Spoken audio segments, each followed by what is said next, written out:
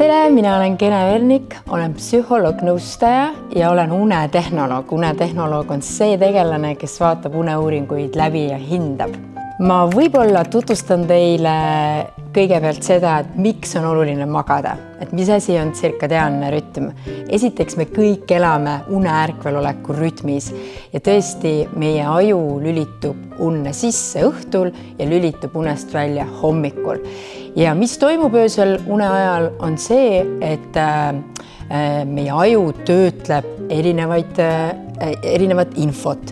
Ja näiteks sügavas unes inimene salvestab kogu info pikaajalisse mällu. Nii et päeval näiteks, kui sa kuulad kedagi, oled keskendunud, siis kogu see info lühiajalisest mälust salvestatakse pikaajalisse mällu ja seda ainult sügavune öö ajal.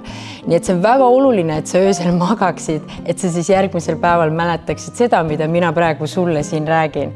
Nii et aga sügavas unes toimub ka selline asi, et lapsed ja noorukid kasvavad ja taastavad oma keha ainult sügavas unes. Et minu käest küsitakse seda ka, et näiteks, et kui ma ei saa piisavalt und, kas see siis tähendab seda, et ma ei kasvagi?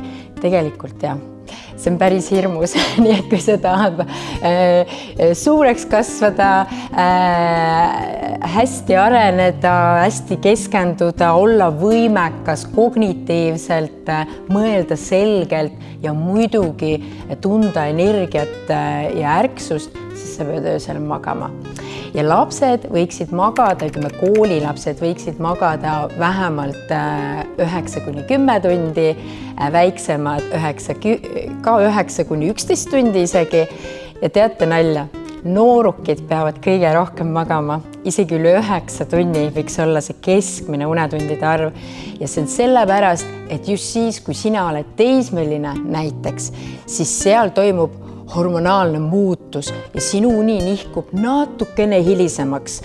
Sellepärast algavadki koolid nüüd hiljem, et sina saaksid hommikul magada, aga see on äärmiselt oluline, et sa saad selle pika ööune, et sinu kasv ja sinu areng oleks veel eriti rikkalik ja hea ja seda eriti nooruke eas. Kui sa ei saa piisavalt und, mis siis juhtub?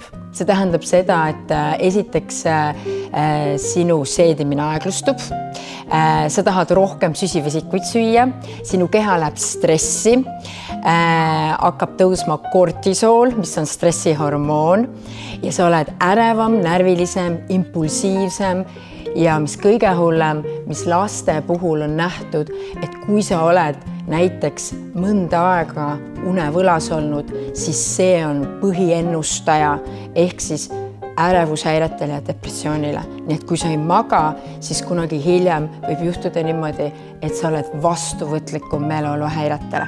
Nii et mida peaks siis üks laps tegema, et hoida oma und, on seda, et sa peaksid magama korralikult pika une ja nädalavahetusel sa ei tohiks tegelikult väga palju oma ärkamise ajast üle magada. See tähendab seda, et näiteks kui sa nädala sees pead kell 7 üles ärkama, et kooli minna, ülikooli minna või tööle minna, siis nädalavahetusel sa ei tohiks üle 9 magada. Ehk siis 2 tundi on lubatud nädalavahetusel rohkem magada. Ja miks see nii on? Sa tead ise ka seda, sellepärast, et kui sa magad üle 9, näiteks ärkad kell 12 päeval üles pühapäeval, mis siis juhtub pühapäeva õhtul? Sa ei jää õhtul enam magama. Ehk siis lapsed ja noorukid magavad oma und ette ära. Me ei maga und tagant järgi, vaid me magame ette. Ja sellepärast me peame hoidma unerütmi stabiilselt korras. Teine asi, mis hästi unele mõjub, on kindlasti liikumine.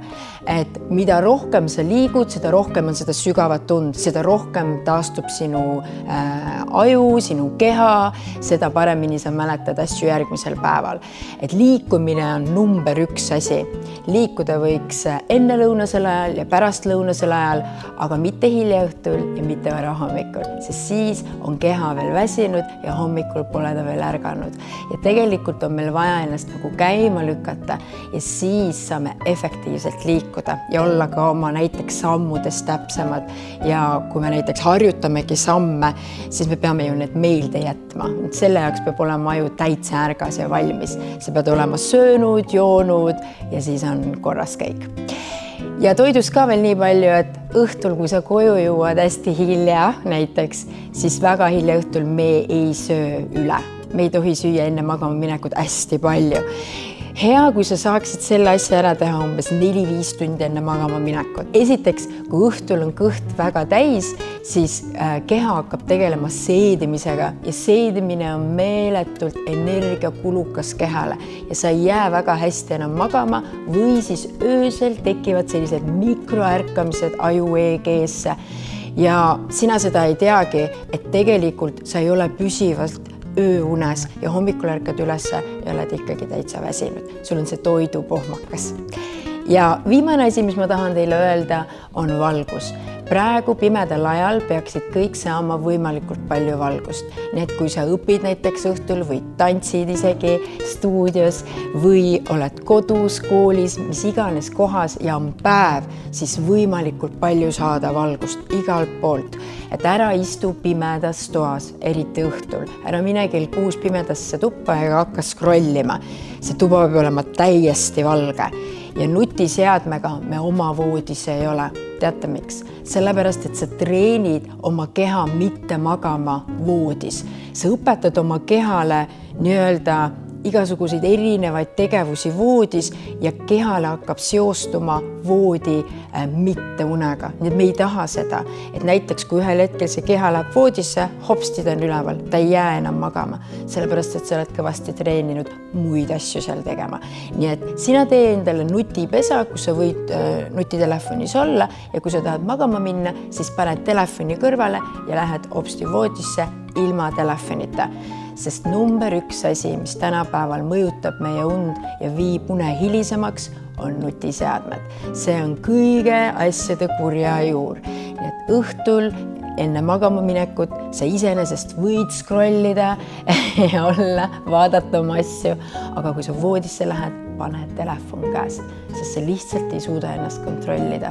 Ja siis läheb kell tuk-tuk-tuk hilisemaks ja sina jääd hilja magama ja oled hommikul väga väsinud. Nii, räägime ka keskkonnast, kus sa magad. See on äärmiselt oluline, et sinu tuba oleks koristatud. On olemas teadusuuringud, mis ütlevad, et kui sa magad puhtas, mõnusas, asjade vabas toas, siis sa magad paremini. Nii et kui sa õhtul koju lähed, siis koristad toa ära ja lähed magama, see oleks ideaalne, on ju. Teine asi, tuba peab olema jahe, sellepärast, et keha langetab temperatuuri enne magama minekut. Kui sul on toas hästi palav, siis sa ei suuda nii hästi magama jääda. Nii et langata see temperatuur alla ja sa jääd paremini magama. Ja tuba võiks olla pime, sellepärast, et meil on siin ajus üks pimeduse hormoon nimega melatoniin ja tema tahab pimedust, siis tekib unisusväsimus kiiremini. Aga mäletate, see on kohe vahetult enne magama minekut umbes pool tundi, siis tõmbad selle keskkonna pimedamaks, aga mitte enne ja mitte niimoodi, et sa oled 4-5 tundi pimeduses ja siis lähed magama. Nii et pool tundi enne magama minekut tõmbad keskkonna pimedaks ja siis hakkab melatoniin unehormoon sind ilusti uinutama. Nii et ja. Teine asi on see, et kui midagi häirib sind, näiteks on müra keskkonnas, siis sellega võiks tegeleda, peaks ütlema oma õele või vennale, et kuule, ole tasa või emale-isale või siis suuremad võivad kasutada ka kõrvatroppa iseenesest.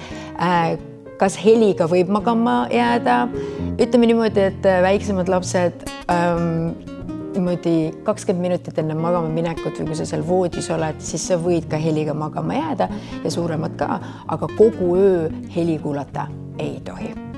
Nii et ja, vaata ringi oma keskkonnas ja vaata, kas see keskkond on sulle sobiv ja kui midagi häirib sind, siis muuda seda julgelt. Sellepärast, et me ei saa magada öösel sellises häirivas või hirmutavas keskkonnas.